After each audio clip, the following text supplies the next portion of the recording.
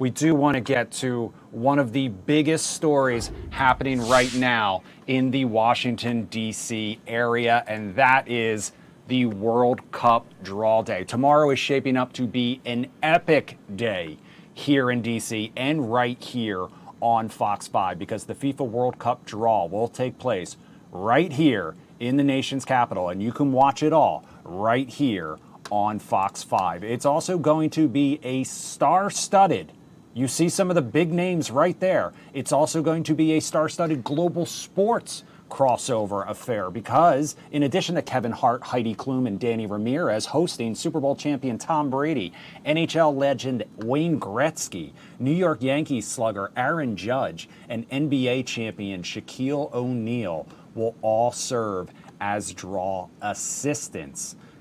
FIFA also announced that former England captain and Manchester United legend Rio Ferdinand will conduct the draw, and two-time Super Bowl champion Eli Manning will serve as the red carpet host. Now, the last time the U.S. hosted a World Cup was back in 1994. The last time the U.S. hosted the draw was right before that in 1993 in Las Vegas, and that's some of the video you're looking at right now. The man who oversaw all of it was then U.S. Soccer President Alan Rothenberg.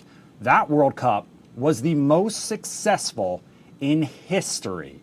Alan also founded Major League Soccer and transformed the sport from an afterthought to a significant force in American sports. Now he's sharing his story in the new memoir, The Big Bounce. You see the cover right there. It's due out next year. First, though, tonight, Alan is joining us live on the prime time from Los Angeles to talk all about tomorrow's draw, his experience, and much, much more. Alan, thank you so much for joining us here on the Live Zone Prime Time. We appreciate it. Pleased to be here. So, Alan, I'm going to start off. For the viewers who don't know, can you break down a little bit about what will happen tomorrow with Draw Day? Basically, they're going to decide which clubs are in each group. There's going to be 12 groups of 4, and the draw will designate who's in which group. It's a very complicated process. We don't have enough time for me to explain it, but basically they have a whole bunch of pots with balls in them, and they pull the balls out, and that's what creates the groups. Now, when looking at the, putting a show together, let's take a time travel trip to 1994, 4 years before I was born, Alan. And let me say this. So, when you think about putting a show like this together and making it, that's the first thing people are going to see as this process before the FIFA World Cup happens. What are the things that a director or a planner needs to get right to make sure that they bring the viewers in, not only for that night, but keep them throughout the next year and into the World Cup? Let's go back to 1994. All right. The World Cup was brand new to the United States. None of us were absolutely sure that it would be successful. So from the beginning, we made it into a great must-see one-time live event. Americans love that, and so we want to do that. We were doing a lot of things along the way, but the real breakthrough was this time in 1993 when we did the draw. Up until that time, the draw was strictly the technical process that I explained. No entertainment, no pizzazz, and we made it totally different. We had it in Las Vegas. We had a huge gala the night before with great performers. You're too young to know, but James Brown and Smokey Robinson. Of course, James Brown. Oh, that's nice. And then the next day, when we actually did the draw, again, it was just full of entertainment. Instead of some soccer personality, the MC was Robin Williams, and he was absolutely on fire. You had that picture on your screen of him with Blatter. He was cracking the audience up because Sepp Blatter, who was then the General Secretary of FIFA, his name is Blatter. Well, Robin Williams kept calling him Blatter, Bladder. Of course he did. It's kind of did cupping movements. Everybody was just going crazy. So we had a lot of fun with it. At the same time, the night before, and actually for several nights, we had an expo which had never been done before. Partly it was obviously it was all to get the people involved, but we were starting the first plan for a new professional soccer league, which became Major League Soccer. So we invited potential sponsors, media, TV, cities, investors to really showcase it. So we were running kind of a three-ring circus, if you will, doing a lot of things at once. Fortunately, it all worked out great. I think everybody from the entertainment part of it had a great time, and from the business standpoint, it was enormously successful as well. But that set the tone, and you're going to see tomorrow that FIFA has picked up, obviously, on the notion of having super entertainment and a lot of star figures, celebrities, who may or may not be connected with soccer, but big celebrities, to make this, again, a must-see event. A must-see event that you can see right here on Fox 5. Just got to plug this. Right. So, Alan, this is one of those times where sports and politics really have to come together. Obviously, the president announced this draw at the Kennedy Center during an Oval Office event. Can you talk to me a little bit about what goes on behind the scenes involving not just the heads of FIFA, not just the heads of sports, not just the heads of entertainment, but literal heads of state across the world? Well, again, the contrast between 94 and 2026, really, from that standpoint, is a question of the style of the sitting president. We dealt with George H.W. Bush, and Bill Clinton. They both were supportive, but really took a back seat. They didn't really go up front doing anything, did anything we asked them to do, but they weren't playing a prominent role. In this case, Donald Trump has created a World Cup committee with himself in charge. And so he's inserted himself completely into the tournament, which is great. I mean, because obviously if you have the power of the president and his influence and in this case, his ability to attract media, I think it's going to highlight the World Cup even more. So, I know there's a lot of people who have different views about President Trump, but I think nobody would deny the fact that A, he's a big sports fan, so he's really serious about this, and B, he obviously likes to be in front of media. You have to understand the World Cup is going to be viewed by billions of people, and so the president inserting himself into it is going to be making it even a bigger event. And when we look at the process of getting soccer into the United States and really making it, it's becoming a mainstay for a lot of athletes, not just at the pro level, but we're seeing a ton of development in the youth and high school level. As someone who's on the forefront of this for years, what do you think was the secret or the conditions that made it possible for soccer to land here in the United States and start to grow from the 90s on into today? The World Cup obviously really opened up everybody's eyes. Youth soccer was growing pretty steadily, really going back to the mid-'70s when the New York Cosmos and others in the NASL were prevailing. And so now you had a generation of people who grew up with the sport. I mean, I didn't grow up with the sport. I'm from the Midwest, Detroit. It was football, baseball, hockey, and basketball. And I knew there was some sport called soccer that was played overseas. Now every kid has grown up with it, and the involvement is pervasive. What I like to say how far we've come, in 1990, the Soccer Federation had its office in a trailer on the U.S. Olympic Committee land. Now they are about to move in to a $50 million training center in Atlanta, offices in multiple fields. So that's one measurement. The other measurement I give as far as how we come, in 1990, believe it or not, there was no English language television of the World Cup. 94 was the first time we were able to accomplish that. So going from zero, this past spring, on the same Saturday, there was a CONCACAF championship, a European championship, every Major League Soccer match, every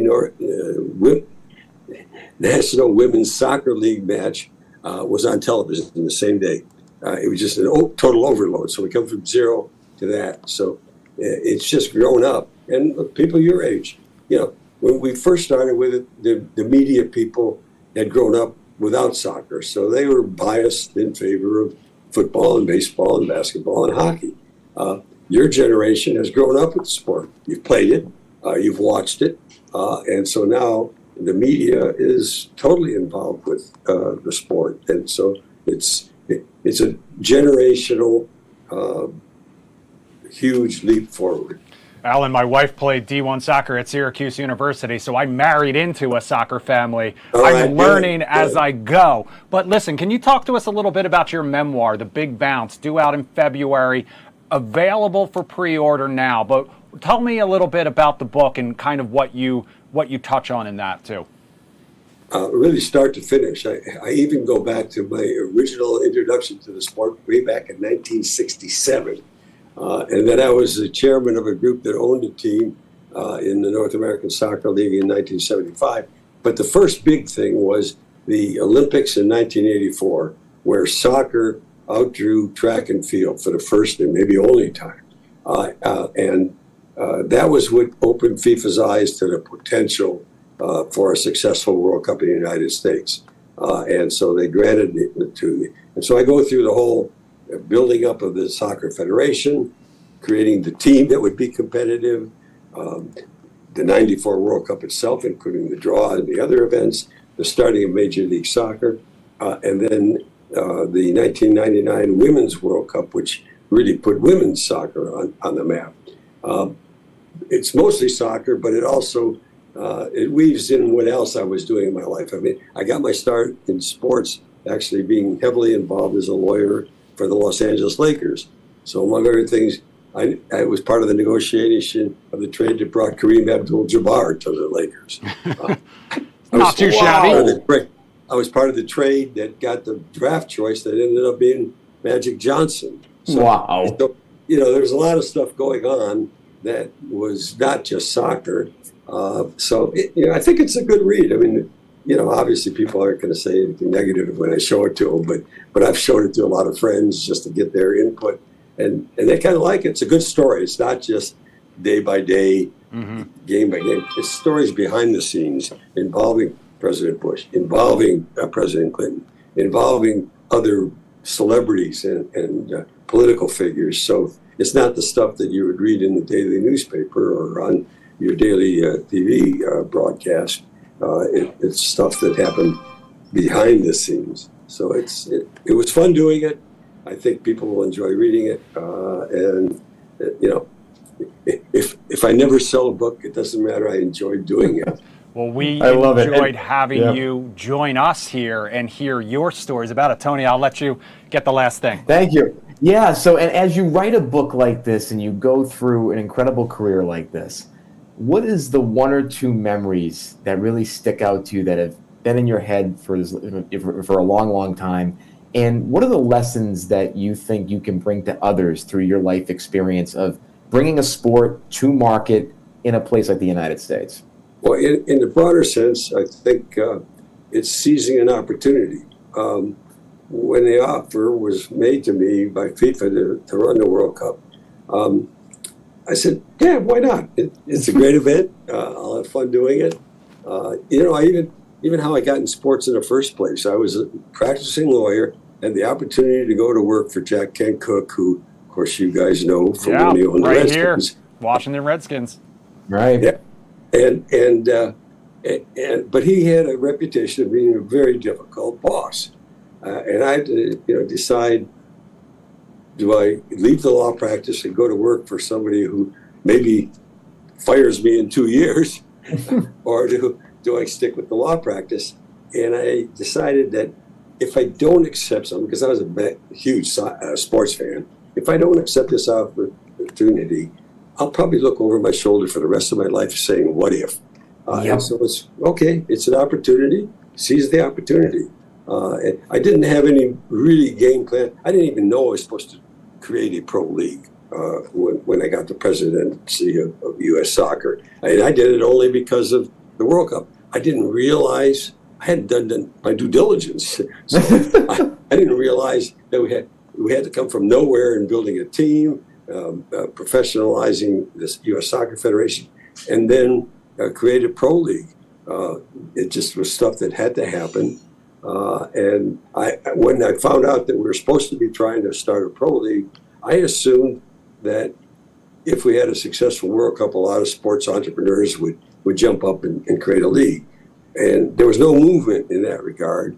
And so FIFA got all over me and said, well, put the plan together.